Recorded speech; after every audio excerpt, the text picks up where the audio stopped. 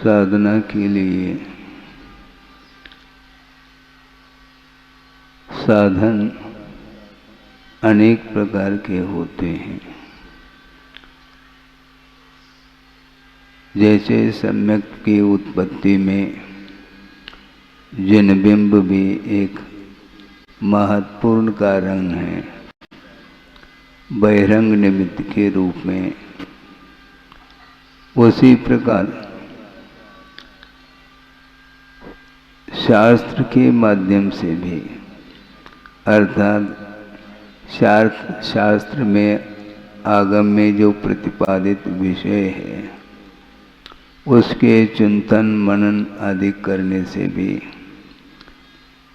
विकास होता है। इस दृष्टि से इसको भी साधन के रूप में स्वीकारा है। प्रभु के पास आप लोग जाते हैं, कितने क्षण वहाँ पर व्यतीत करते हैं, ये आपका विषय है। और श्रवण भी अपना उपयोग लगाता है और परोक्ष रूप से भी वंदना की जाती है और प्रत्यक्ष रूप से भी वंदना वो करते हैं। बड़ा विस्मय सा लगता है। प्रतिदिन की क्रियाएं हम लोगों की होती हैं, धार्मिक क्रियाएं, फिर भी कई लोग आकर के बोलते हैं कि महाराज ऐसा कौन सा साधन है जिसके माध्यम से भावों में पवित्रता आ जाए। हम उनके लिए ये पूछना चाहते हैं कि भैया आप प्रतिदिन पूजन करते हो, देव दर्शन करते हो, अभिषेक करते हो, ठीक है, और प्रतिदिन जब हम गंधोदक ले रहे हैं और इसके उपरांत भी परिणामों में उज्ज्वलता क्यों नहीं आ रही? निर्मलम निर्मलीकरणम बोल रहे हैं, पवित्रम पापनाशनम, अष्टकर्म विनाशनम, ये बोलते चले जा रहे हैं। इसके बाद भी मन में जो कलुषता बनी रहती है वो दूर क्यों नहीं होती? होना तो चाहिए, कायदे से देखा जाए। और बार बार सोचने से ये विषय सामने आता है कि जो धार्मिक संस्कार हैं उनसे भी दीर्घकालीन संस्कार मोहजन्य हैं। आपने पढ़ा होगा, इष्टोपदेश में शायद वह कारिका आती है, अविद्याभ्यास संस्कारैः रवशं क्षिप्यते मनः तदेव ज्ञान संस्कारे स्वतः तत्त्वेऽवतिष्ठते। अविद्या यानी अज्ञान है और उसके अभ्यास अनंतकालीन वह अज्ञान का जो भाव है, उसके जो संस्कार दीर्घकालीन है, दीर्घकालीन क्या, वह अनंतकालीन संस्कार है। उसके कारण हमेशा मन विक्षिप्तता का अनुभव करता है। किंतु निचले पंक्ति में ये लिखते हैं तदेव ज्ञान संस्कार है। तदेव अर्थात क्या? वही मन ज्ञान संस्कारे स्वतः अवतिष्ठते तत्वे, स्वयं तत्व में उसका मन ठहर जाता है। किसके कारण? ज्ञान ही नहीं कहा, ज्ञान संस्कार ही कहा है। सोचने की बात है, मात्र ज्ञान के माध्यम से हो जाना चाहिए। मन जो है वह तत्व में ठहर जाना चाहिए, नहीं ठहर सकता। इससे स्पष्ट है सम्यक ज्ञान और सम्यक ज्ञान के संस्कार। संस्कार ये अपने आप में शब्द कंटिन्यूटी की ओर ले जा रहा है। आप दूध गर्म करना चाहते हैं पीने के लिए, और मान लो पात्र में दूध रखा और उसको सिगड़ी के ऊपर यूं रख करके निकाल दिया, वो अग्नि के द्वारा दूध गर्म नहीं होता, ये ध्यान रखो। अग्नि के संस्कार के द्वारा गर्म होता है। वो एक एक सेकंड में रख करके निकाल लोगे तो कभी भी दिन भर में भी वह गर्म दूध नहीं हो सकता।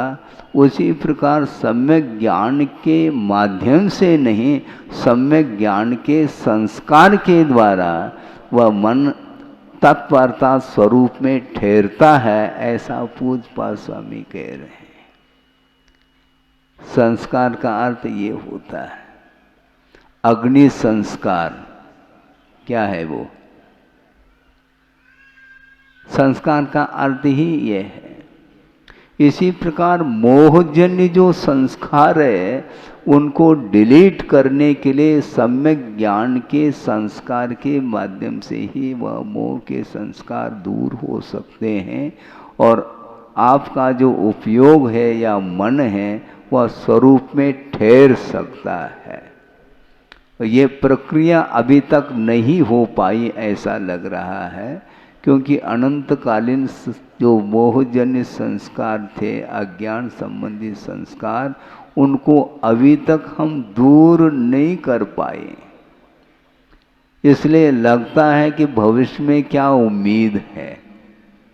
कभी कभी विकल्प मन में आ सकता है और आता भी है, जिस कार्य को इस जीव ने अतीत अनंत काल में भी संपादित नहीं किया है, उस कार्य को संपादित करने के लिए हम क्या उम्मीद रख सकते हैं।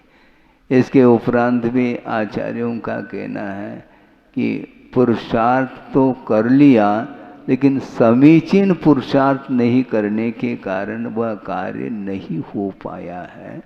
पुरुषार्थ करें, किंतु विधिवत पुरुषार्थ करें, रुचिवत नहीं।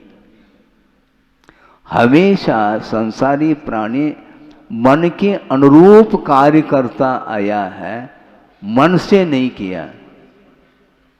मन के अनुरूप करना और मन से करना बहुत अंतर को लेकर के, मन के अनुरूप नहीं, जो आगम में कहा है उसके अनुरूप और उसको मन से करें, तब वह कार्य होने वाला है, उसके बिना संभव नहीं है। इसलिए दूर दूर से आप लोग आए हैं और हम भी दूर से आए हैं। हम कौन हैं? क्योंकि अनंत काल से तो परिभ्रमण तो चल ही रहा है। तो ऐसी स्थिति में इस परिभ्रमण को समाप्त करने के लिए सम्यक ज्ञान की आवश्यकता है। समीचीन ज्ञान और उसके संस्कार के माध्यम से जो कालुष्य भाव है उसका अभाव हो सकता है, और अंतर्मूर्त के लिए यह कलुषता मिट गई मान लो तो वह सम्यक ज्ञान के माध्यम से वह क्षायोपशमिक ज्ञान ही क्षायिक ज्ञान के लिए कारण सिद्ध होता है। सूर्य उदित होता है और सूर्य का प्रकाश सर्वत्र फैल सकता है, लेकिन बादल का एक टुकड़ा वहाँ पहुँच गया है, उसके कारण सूर्य आच्छादित है उस बादल से, उसके कारण उसके भीतर प्रकाशित करने की क्षमता उस सूर्य के किरणों में है। इसके बाद भी वो जो आवरण आया है वह उसके लिए बाधक सिद्ध हो रहा है। उसी प्रकार केवल ज्ञान शक्ति के रूप में प्रत्येक जीव के भीतर विद्यमान है। शक्ति का भी यदि अभाव मान लिया जाए ऐसा संभव नहीं है। अभव जीव है जिसको कभी भी मुक्ति नहीं मिलेगी। इसके उपरांत भी उसके अंदर केवल ज्ञान की शक्ति विद्यमान है। यदि नहीं मानते हैं तो केवल ज्ञानावरणी कर्म क्या कार्य कर रहा है? केवल ज्ञानावरणी कर्म का उदय है, जिसके माध्यम से ही वह केवल ज्ञान आच्छादित है। ये बात अलग है, वह रत्नत्रय की अभिव्यक्ति की शक्ति उसके अंदर नहीं होने के कारण वह मुक्त नहीं हो सकता। किंतु जिसके अंदर रत्नत्रय को उद्घाटित करने की शक्ति विद्यमान है, वह भव्य माना जाता है। और आप सब भव्य हैं, इसमें क्या दिक्कत है?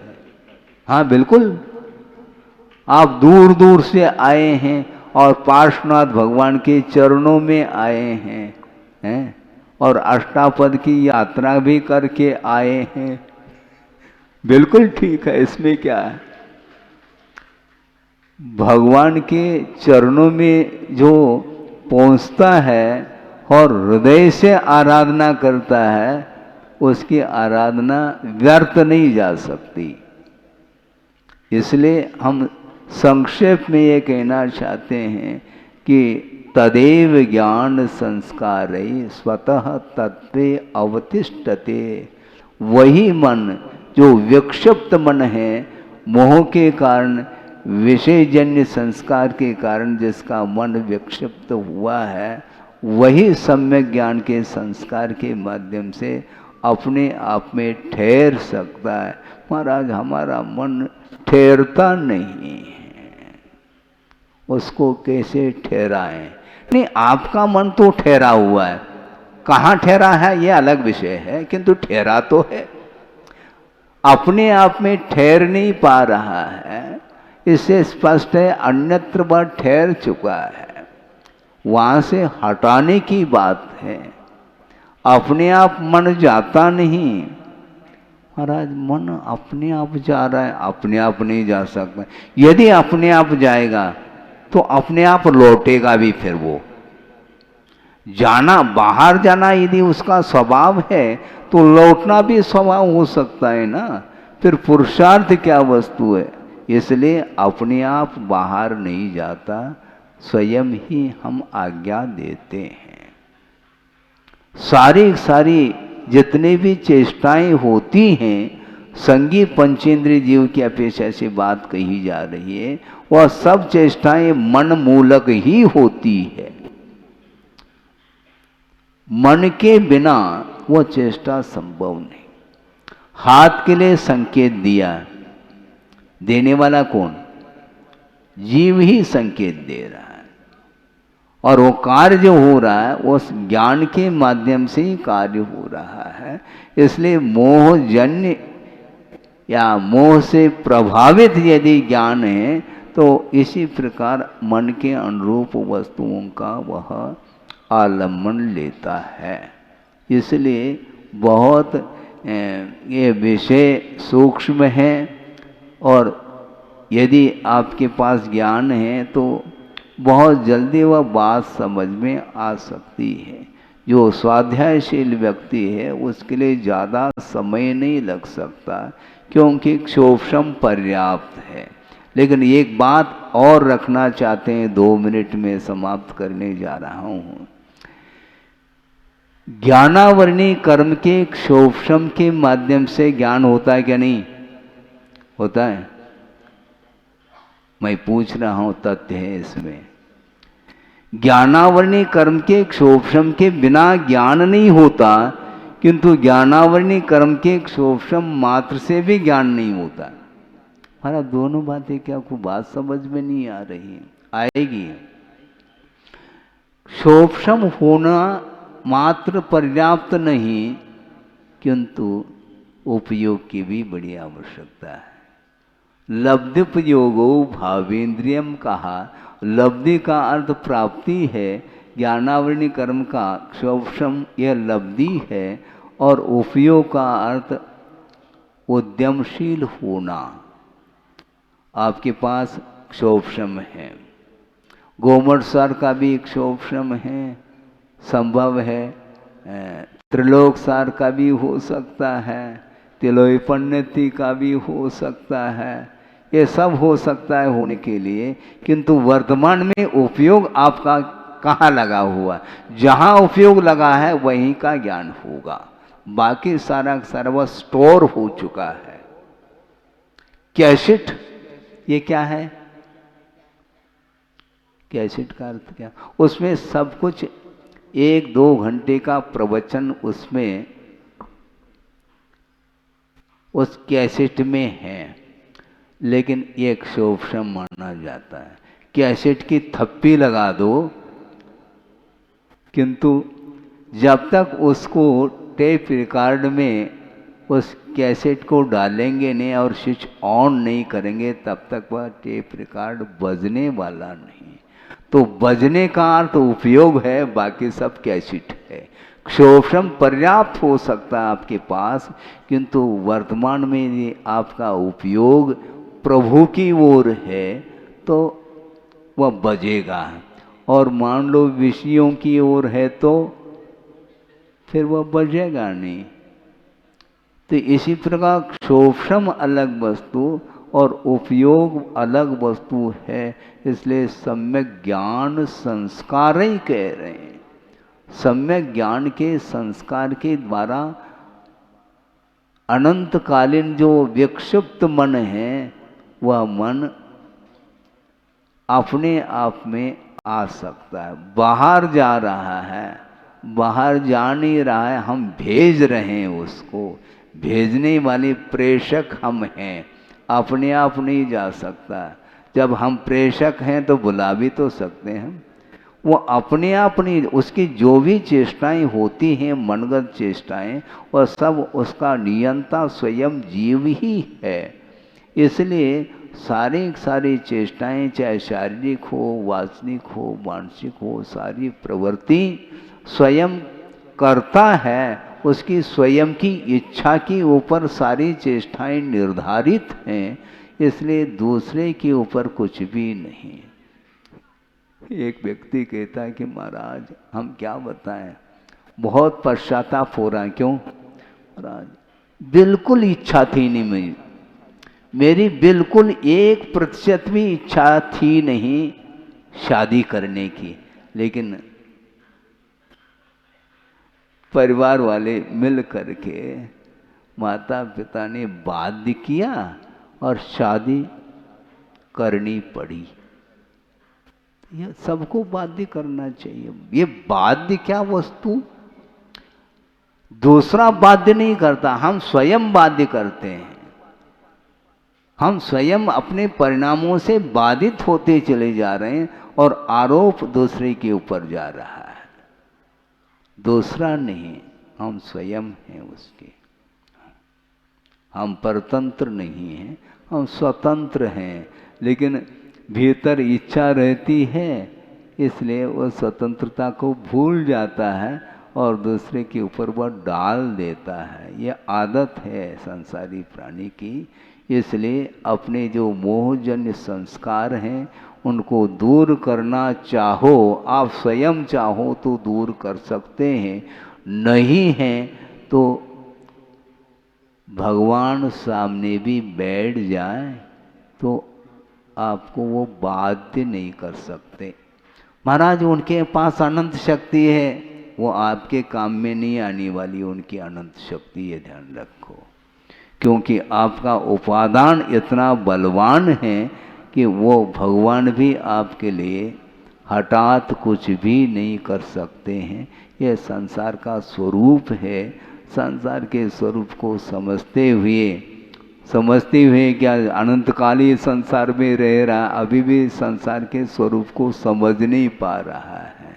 समझना अपन को ही है, इसलिए इस जगत में रह रहे हैं, किंतु जागृत नहीं है, जगत नहीं है। इसलिए जागृत रहो, संसार में तो रहना ही है और रहते आए हैं, किंतु जागृत रहेंगे तो निश्चित रूप से संसार से ऊपर उठने का अवसर प्राप्त हो सकता है, और वह आत्मा का जो स्वभाव है, जो स्वरूप है, उसका परिज्ञान हो सकता है और उसका संवेदन भी करने के लिए अवसर मिल सकता है।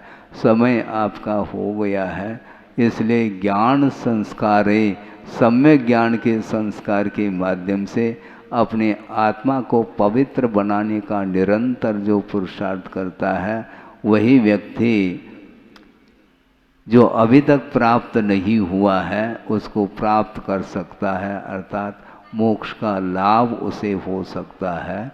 हो इस पवित्र भावना के साथ अहिंसा परमो धर्म की जय।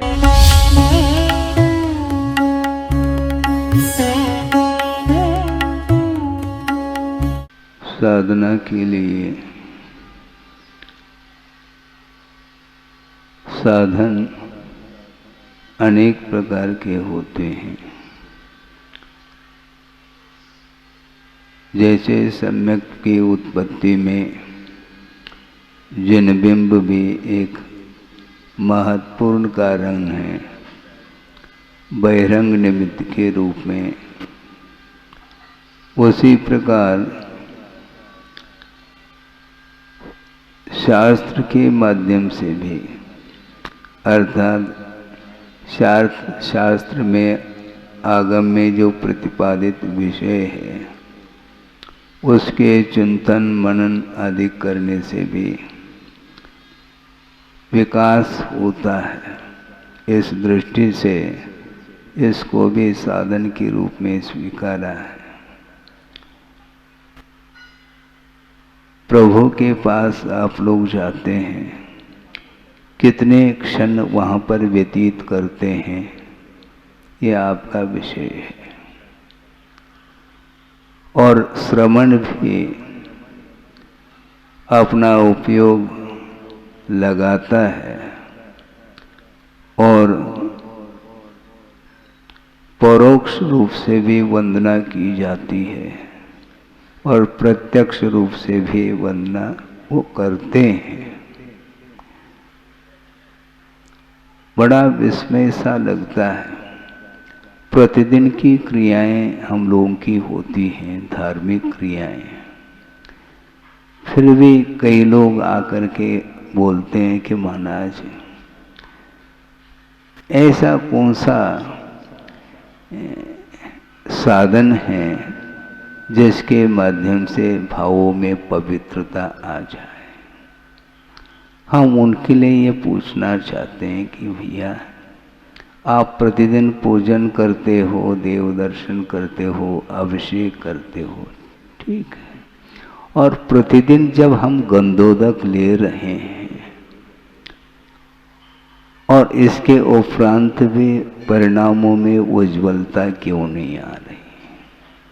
निर्मलम निर्मलीकरणम बोल रहे हैं, पवित्रम पापनाशनम, अष्टकर्म विनाशनम, ये बोलते चले जा रहे हैं। इसके बाद भी मन में जो कलुषता बनी रहती है वो दूर क्यों नहीं होती? होना तो चाहिए, कायदे से देखा जाए। और बार बार सोचने से ये विषय सामने आता है कि जो धार्मिक संस्कार हैं उनसे भी दीर्घकालीन संस्कार मोहजन्य हैं। आपने पढ़ा होगा, इष्टोपदेश में शायद वह कारिका आती है, अविद्याभ्यास संस्कारैः रवशं क्षिप्यते मनः तदेव ज्ञान संस्कारे स्वतः तत्त्वेऽवतिष्ठते। अविद्या यानी अज्ञान है और उसके अभ्यास अनंतकालीन, वह अज्ञान का जो भाव है उसके जो संस्कार दीर्घकालीन है, दीर्घकालीन क्या, वह अनंतकालीन संस्कार है, उसके कारण हमेशा मन विक्षिप्तता का अनुभव करता है। किंतु निचले पंक्ति में ये लिखते हैं तदेव ज्ञान संस्कार है। तदेव अर्थात क्या?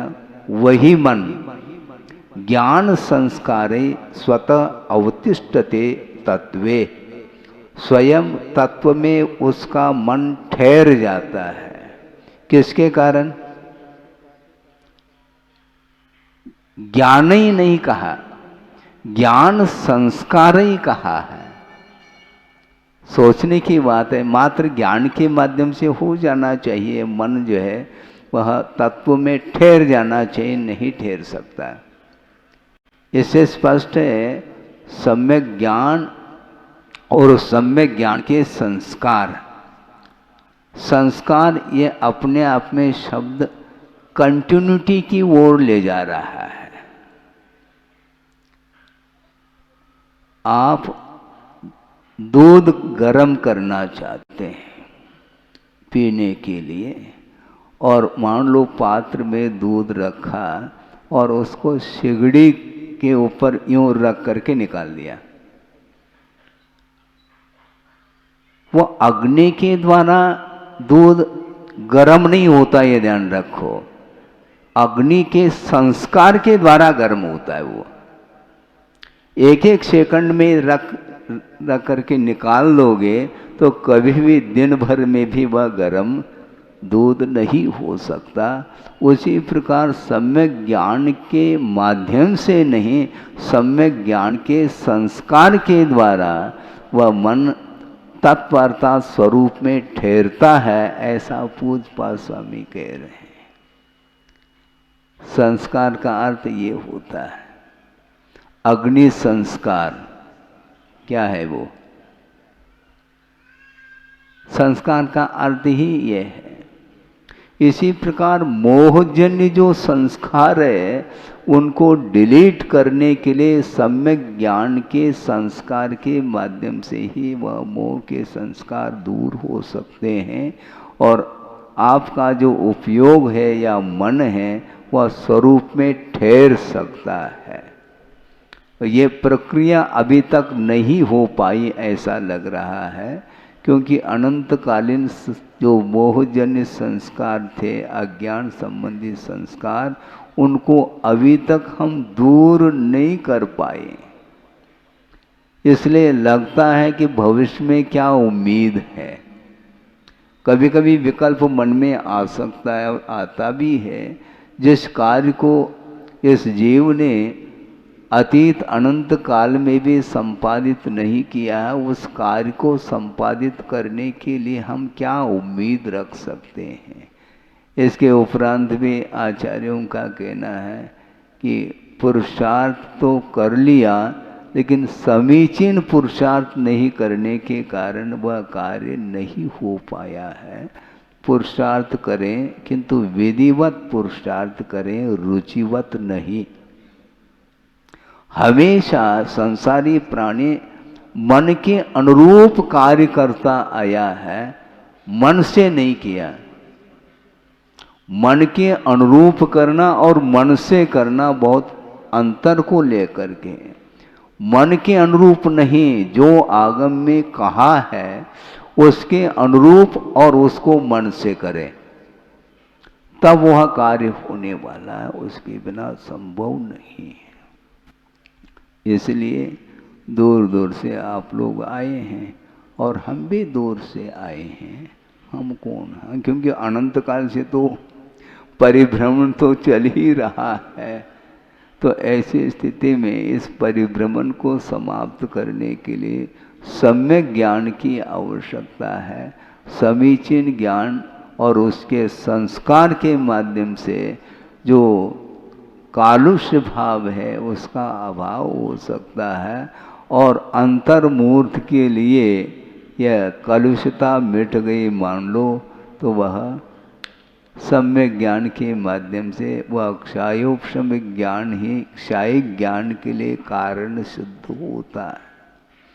सूर्य उदित होता है और सूर्य का प्रकाश सर्वत्र फैल सकता है, लेकिन बादल का एक टुकड़ा वहाँ पहुँच गया है, उसके कारण सूर्य आच्छादित है उस बादल से। उसके कारण उसके भीतर प्रकाशित करने की क्षमता उस सूर्य के किरणों में है। इसके बाद भी वो जो आवरण आया है वह उसके लिए बाधक सिद्ध हो रहा है। उसी प्रकार केवल ज्ञान शक्ति के रूप में प्रत्येक जीव के भीतर विद्यमान है। शक्ति का भी यदि अभाव मान लिया जाए, ऐसा संभव नहीं है। अभव जीव है जिसको कभी भी मुक्ति नहीं मिलेगी। इसके उपरांत भी उसके अंदर केवल ज्ञान की शक्ति विद्यमान है। यदि नहीं मानते हैं तो केवल ज्ञानावरणी कर्म क्या कार्य कर रहा है?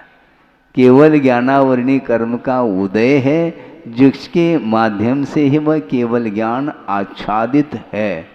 ये बात अलग है, वह रत्नत्रय की अभिव्यक्ति की शक्ति उसके अंदर नहीं होने के कारण वह मुक्त नहीं हो सकता। किंतु जिसके अंदर रत्नत्रय को उद्घाटित करने की शक्ति विद्यमान है, वह भव्य माना जाता है।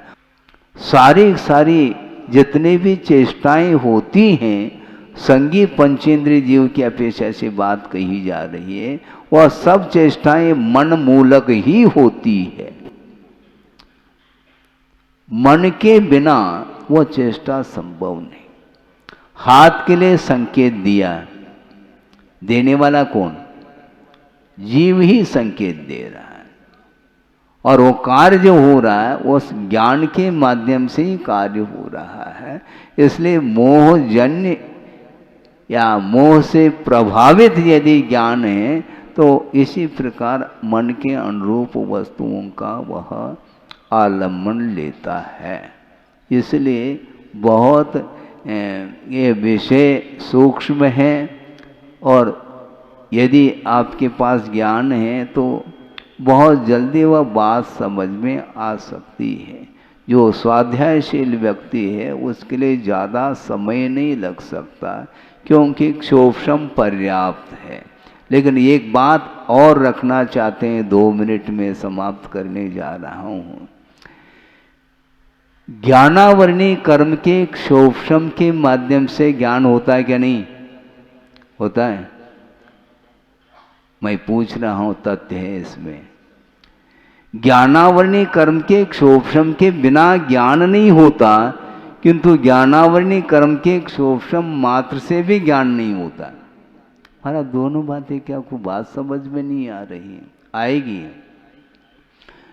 क्षोभशम होना मात्र पर्याप्त नहीं, किंतु उपयोग की भी बड़ी आवश्यकता है। लब्धिपयोगो भावेंद्रियम कहा।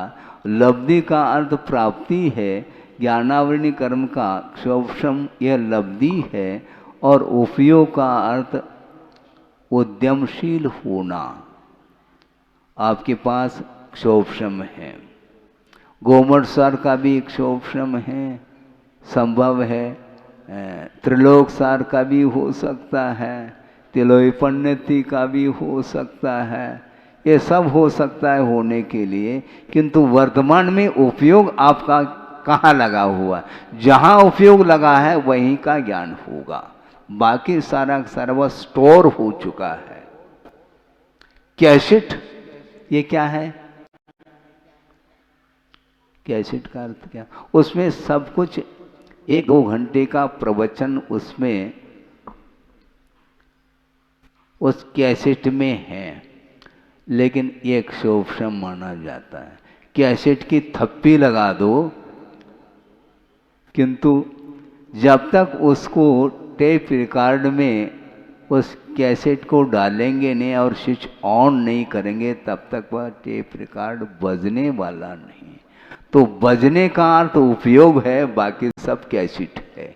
क्षोभशम पर्याप्त हो सकता है आपके पास, किंतु वर्तमान में ये आपका उपयोग प्रभु की ओर है तो वह बजेगा, और मान लो विषयों की ओर है तो फिर वह बजेगा नहीं। तो इसी प्रकार क्षोभशम अलग वस्तु और उपयोग अलग वस्तु है। इसलिए सम्यक ज्ञान संस्कार ही कह रहे हैं। सम्यक ज्ञान के संस्कार के द्वारा अनंतकालीन जो विक्षिप्त मन है वह मन अपने आप में आ सकता है। बाहर जा रहा है, बाहर जा नहीं रहा है, हम भेज रहे हैं उसको। भेजने वाले प्रेषक हम हैं, अपने आप नहीं जा सकता। जब हम प्रेषक हैं तो बुला भी तो सकते हैं।